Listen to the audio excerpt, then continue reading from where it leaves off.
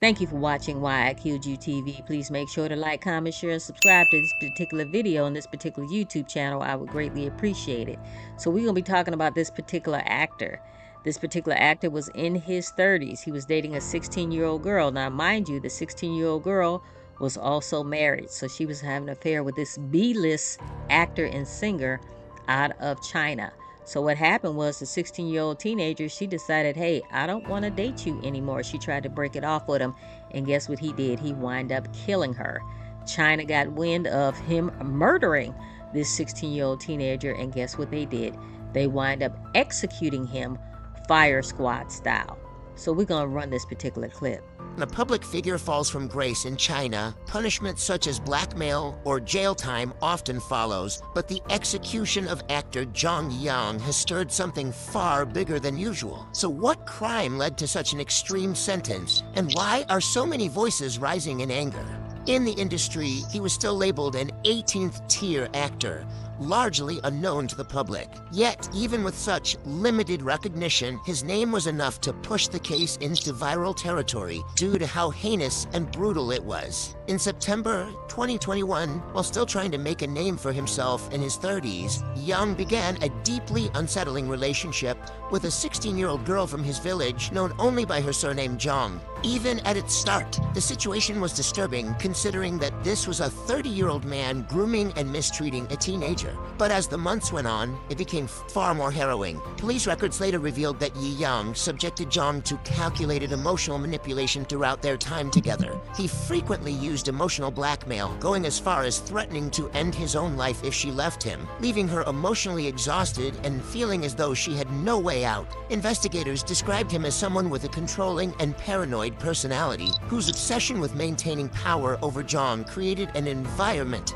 of constant fear and psychological torment. By February 2022, Zhang had reached her breaking point. After enduring months of manipulation and mistreatment, she made the decision to end the relationship. But Yang, unwilling to accept any form of rejection, reacted by taking her life in cold blood. According to the police reports, that same month, under the guise of celebrating his birthday, he invited Zhang to a remote wooded area in Xingping, Shanxi province. According to reports, it was there that Zhang confronted him with her decision to break up, sparking a heated argument between the two. Unable to control his rage or accept that she was slipping out of his grasp, Yiyang's behavior turned shockingly violent. In a fit of unrestrained fury, he pulled out a folding knife and repeatedly stabbed her in the neck, severing both her carotid artery and a windpipe. The attack was brutal and merciless, leaving Zhang with no chance of survival. She passed away on the spot, succumbing to severe blood loss and suffocation. Yet even after taking her life in such a horrific way, Yiyang seemingly felt no remorse. Instead, he calmly set about covering his tracks. He staged the scene to make it appear as though Zhang had taken her own life, stolen her phone, and fled the site of the crime. Once home, Yiyang continued his attempt to erase the evidence of what he had done. He changed out of his blood-stained clothes, meticulously cleaned himself up, and disposed of anything that could link him to the crime. He threw both Zhang's phone and his clothes into a nearby reservoir, hoping to conceal the savagery of his actions. What began as a disturbing relationship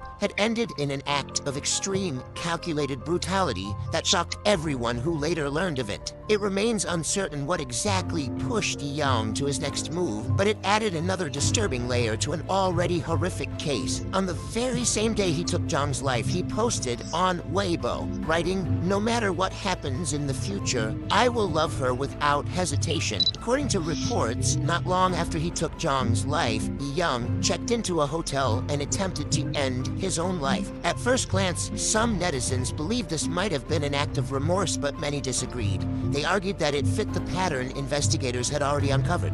Yang was highly unstable, obsessive, and consumed by the need to stay in control. In their view, this wasn't guilt, but him trying to dictate his own ending, deciding to leave on his own terms rather than face the consequences for his brutal crime. Whatever his true intentions were, his attempt failed. Hotel staff found him before before it was too late and quickly called the police. He was rushed to a hospital where his life was saved, but that also meant he could no longer run from what he had done. From there, investigators were able to piece together the full story. The months of manipulation, the violent outburst, and the calculated cover-up that ended with Zhang's passing. What came next was a long and closely watched trial at the Shiyang Intermediate People's Court, where the full extent of Yiyang's actions came under scrutiny. The judges described his behavior as shockingly violent and deeply harmful to society, calling the act a deliberate and calculated act, and pointing out that his attempt to stage the scene only made the crime more chilling. They concluded that his actions posed a serious threat to public safety. In the end, the court convicted him and sentenced him to execution. Young did try to fight the ruling, filing an appeal in hopes of avoiding his fate, but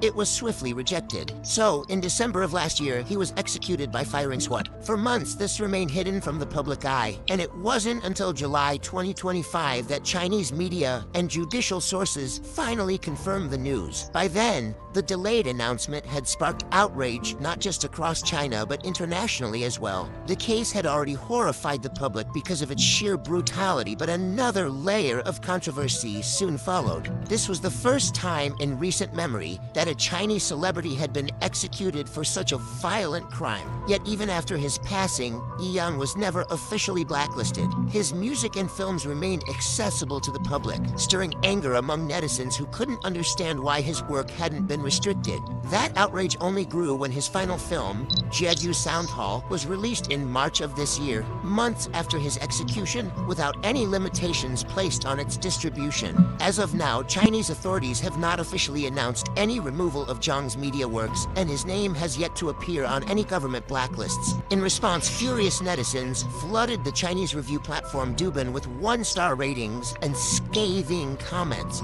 using the review section to express their frustration with what they saw as the government's failure to take meaningful action. One netizen summed up the public sentiment by saying, "Even if an unknown entertainer is executed, he is not blacklisted or his work is not restricted. This is a double standard in the Chinese entertainment industry." Now, I personally wouldn't want to buy any of his records, wouldn't want to watch any of his movies because of what he did to this 16-year-old. I want to know in the comments, what are your thoughts?